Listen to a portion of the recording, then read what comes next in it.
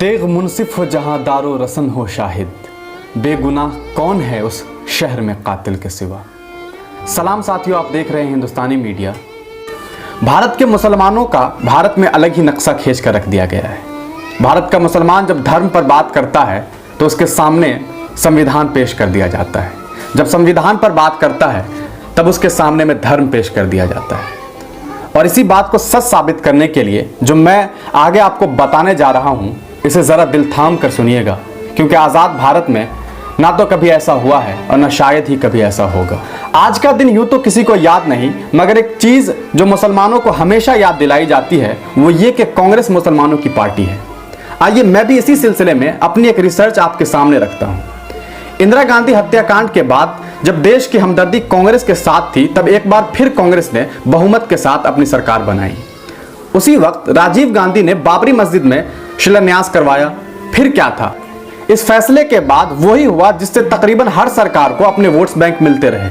UP में दंगे शुरू हो गए, पुलिस को गृह मंत्री की इजाजत थी और फिर भारत में पुलिस हिरासत में होने वाला सबसे बड़ा हत्याकांड, जिसे आप नरसंहार भी कह सकते हैं, वो कांग्रेस राज में हुआ, जिसे हाशिमपुरा नरसंहार के नाम से जाना जाता है।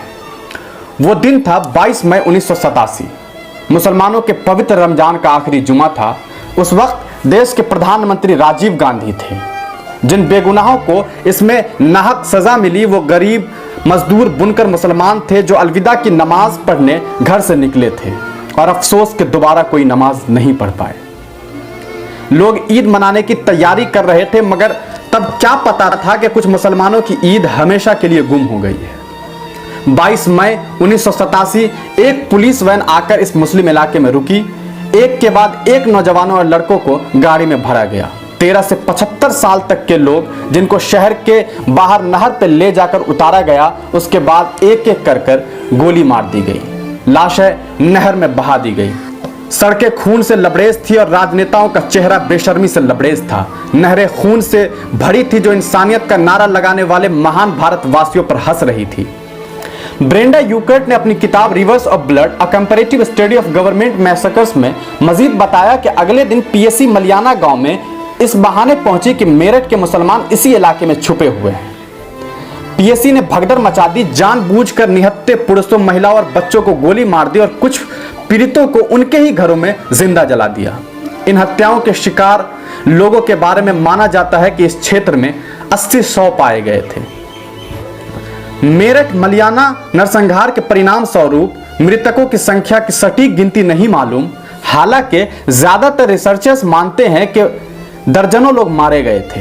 आधिकारिक आंकड़ों के अनुसार 19 से 23 मई तक 117 लोग मारे गए, 159 लोग घायल हुए, 623 घर, 344 दुकानें और 14 कारखाने लूट लिए गए, जला दिए गए और बर्बाद कर दिए गए। वो तो शुक्र है फोटो जर्नलिस्ट प्रवीण जैन का, जिन्होंने कत्लेआम से पहले कुछ फोटोज खींच ली थी, जो आज तक मजबूत सबूत का काम कर रही है। सुनिए खुद प्रवीण जैन का इस पर क्या कहना था। और देखा तो वहाँ पर आर्मी छतों के ऊपर है, औरतें वहाँ पर जो लेडीज थी वो रो रही थी, जो क्राइंग, उनके हस्बैंड, बच्चों और यंग बॉयज को लेके जा रहे थे आर्मी वाले। और नहरों में पड़ी लाशों के बीच सिर्फ 2 लोग दम साधे पड़े हुए थे। बाद में ये चश्मदीद गवाह बने। कानून की किताबों के हिसाब से उन फोटोज और इन गवाहों के बेसिस पर इंसाफ हो जाना चाहिए था, मगर कौन इस देश में देगा हमें इंसाफ की भीख, जिसमें खूंखार दरिंदों की शहनशाही है। केंद्रीय गृह मंत्री बूटा सिंह ने राष्ट्र एकता परिषद को बताया कि मलियाना में केवल 10 लोग मारे गए थे। राजीव गांधी के नेतृत्व वाली भारत सरकार ने मेरठ पीड़ितों के परिजनों को मुआवजा देने के बावजूद कभी यह स्वीकार नहीं किया कि नरसंहार के लिए उनके सुरक्षा बल जिम्मेदार थे। सुनिए हाशिमपुरा नरसंहार के चश्मदीद गवाह को। वहाँ उन लोगों ने एक को उतार कर गोलियां मारनी शुरू कर दी। सबसे पहले यासीन को उतारा, जो हमारे पड़ोसी हैं, उनको गोली मारी और नहर में फेंक दिया। उसके बाद अशरफ को उतारा, वो भी मेरा पड़ोसी था, उसको उतार के गोली मारी और उसको नहर में फेंक दिया। तीसरा नंबर मेरा था, मुझे भी उतारा और गोली मारी और नहर में फेंक दिया। उस जमाने में टीवी चैनल एक ही था, मीडिया राज्य नियंत्रित होता था। कांग्रेस राज में दर्जनों हत्याकांडों की तरह यह भी भुला दिया गया। और जाते जाते चैनल को सब्सक्राइब करते जाइए। छोटी बड़ी हर खबर के लिए सब्सक्राइब करें हमारे चैनल हिंदुस्तानी मीडिया को और बेल आइकन दबाना ना भूलें।